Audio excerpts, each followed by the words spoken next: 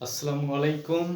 2025 সালে এসএসসি যারা পরীক্ষার্থী, তোমাদের আমি প্রত্যেকটা চ্যাপ্টার থেকেই 2টা থেকে 3টা ইম্পর্টেন্ট অঙ্ক আমি আমার পেজ এবং ইউটিউব চ্যানেলে আপলোড দিচ্ছি।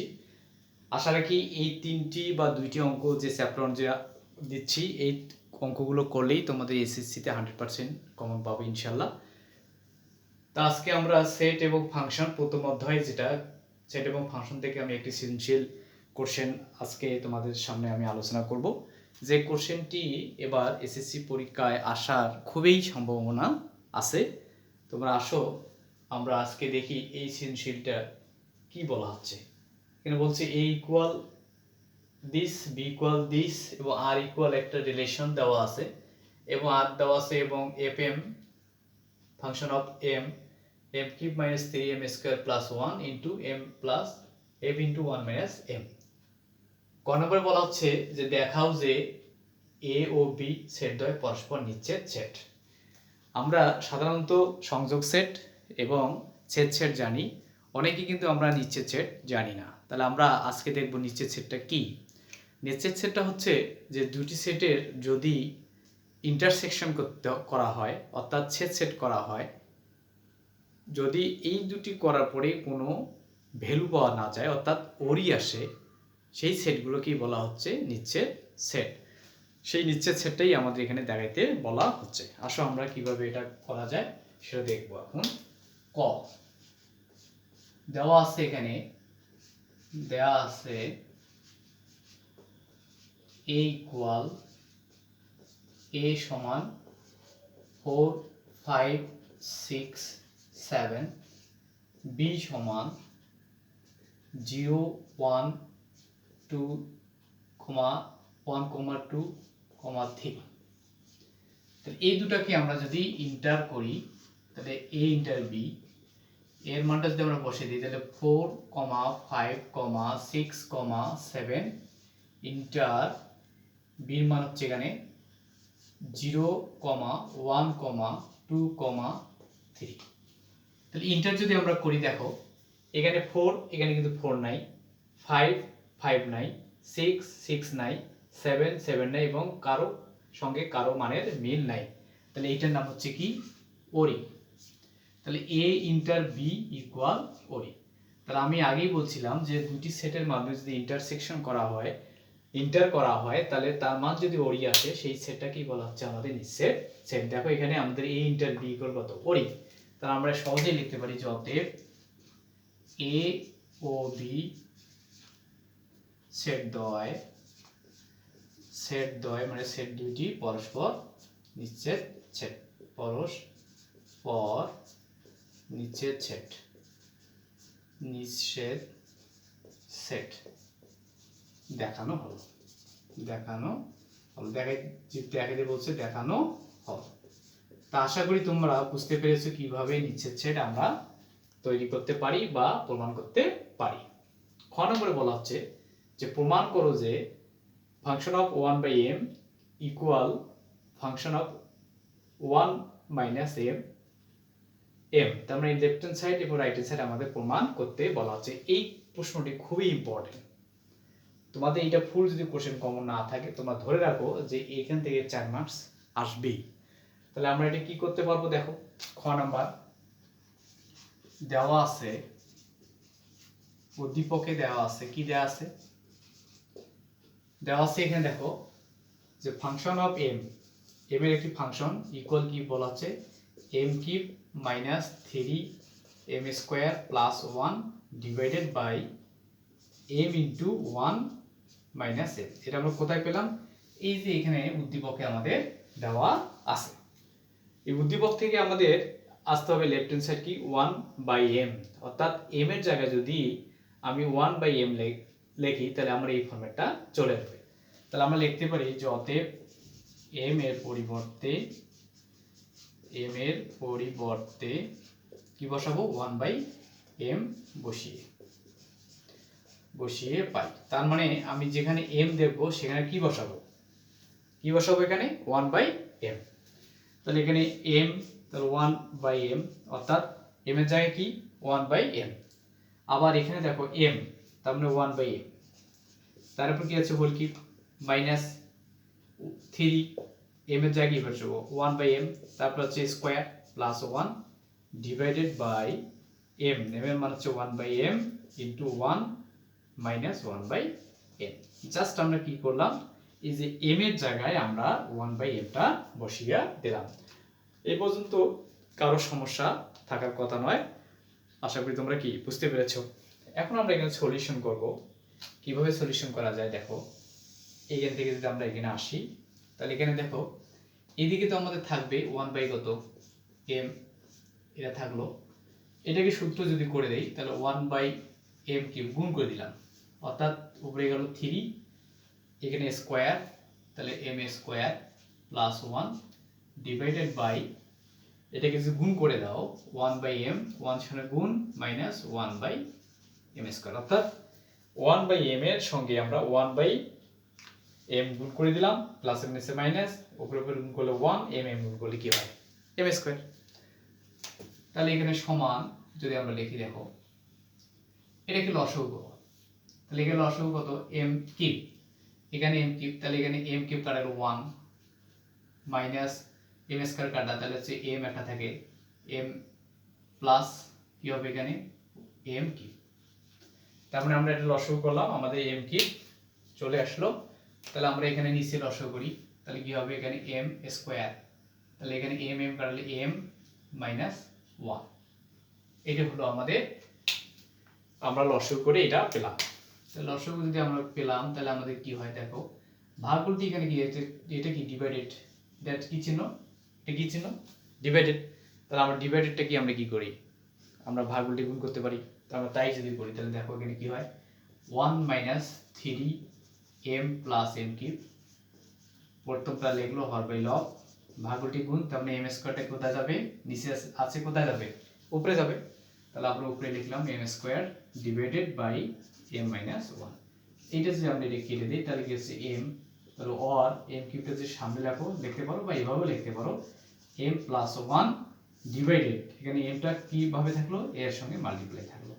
তাহলে আমাদের 1/m আমাদের যে লেফট সাইড দেওয়া আছে তার ভ্যালুটা পেলাম আমরা দিস।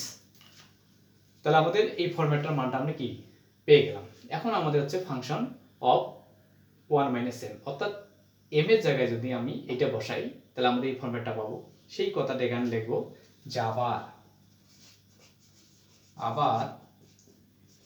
m এর পরিবর্তে কি বসাবো 1 - m বসি। তাহলে এখানে বসে, তাহলে দেখো কোথায় বসাবো, এই যে এখানে দেওয়া আছে যেখানে সেখানে বসাবো, অর্থাৎ m এর জায়গায় 1 - m। তাহলে এখানে m এর জায়গায় কি বসাবো 1 - m, তারপর এখানে কি আছে কিউব, তাহলে হোল কিউব থাকলো, তারপরে m এর জায়গায় কি বসাবো 1 - m।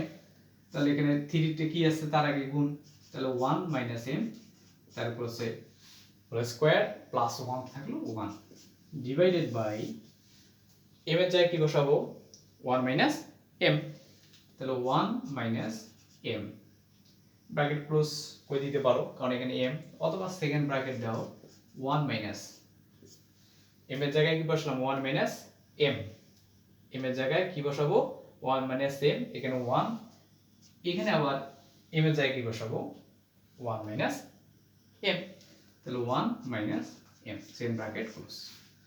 তাহলে আমরা জাস্ট কি করলাম মানটা বসালাম। তাহলে এখন যদি আমরা এটাকে সূত্র করে দেই তাহলে আমাদের কি হয় দেখো,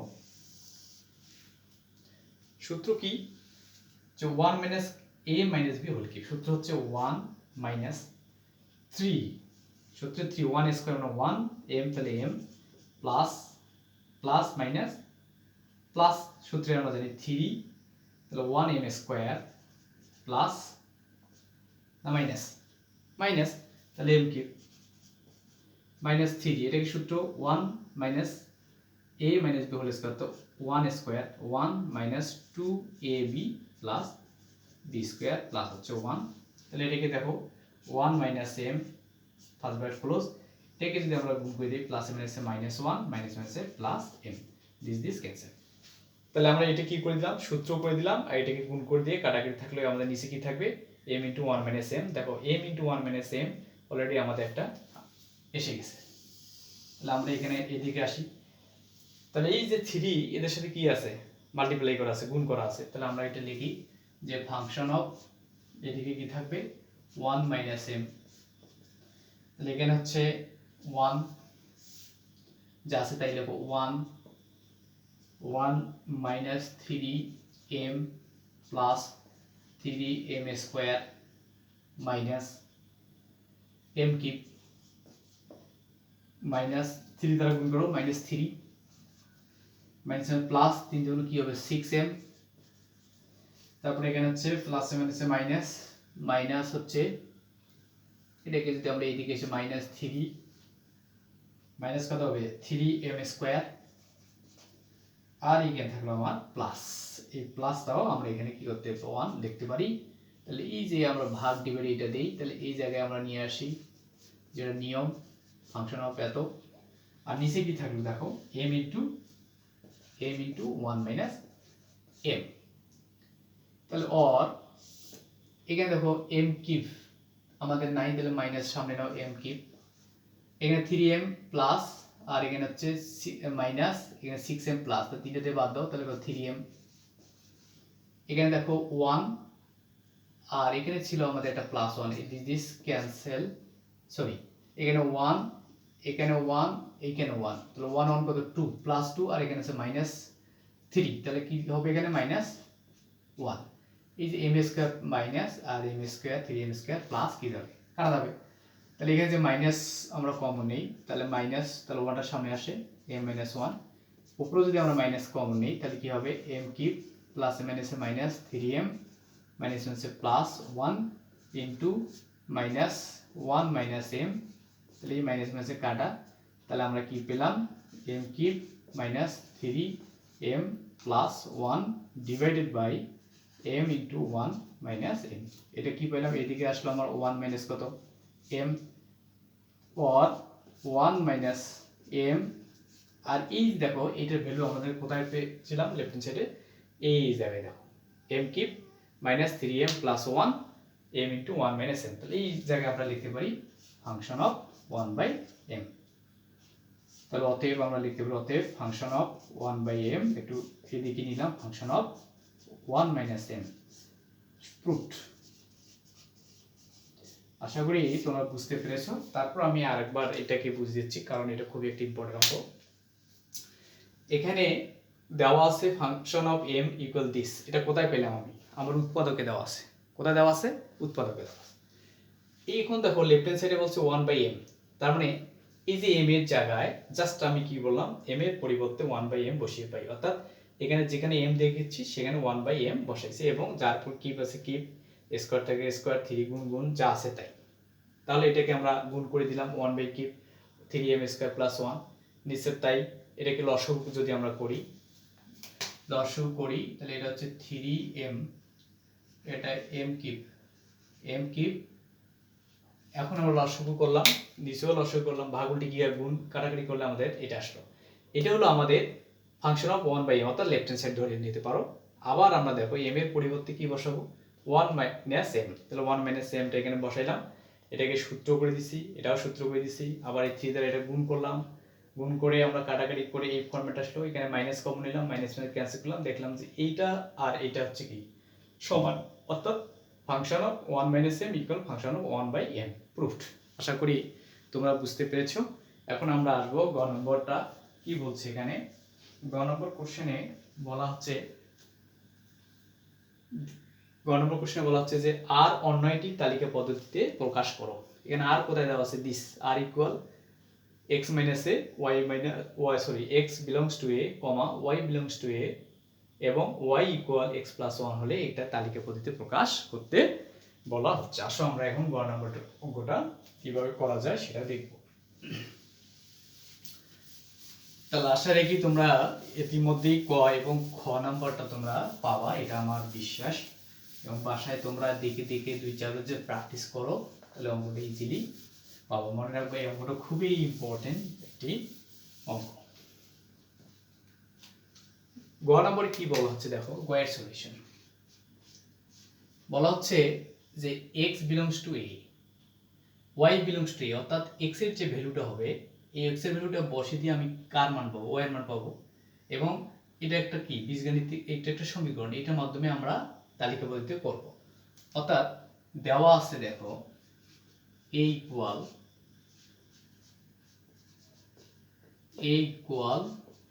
কত দেওয়া আছে 4, 5, 6, 7।